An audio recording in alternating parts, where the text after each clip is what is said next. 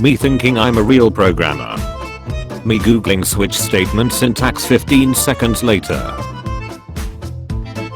When you see the exact code that you're looking for in Stack Overflow.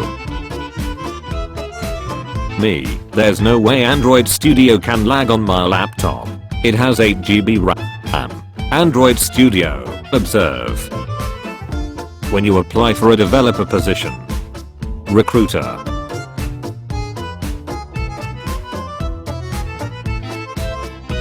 When your colleague asks if you are going to go back and properly document your code. Me. Which compiler do you use for coding? Schools, Turbo C++. Me. Why? Schools. When you compile your code for the 74th time and you finally get a different error.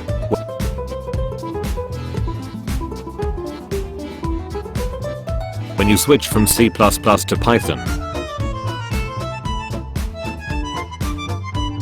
C++ cannot compare float and int. Python.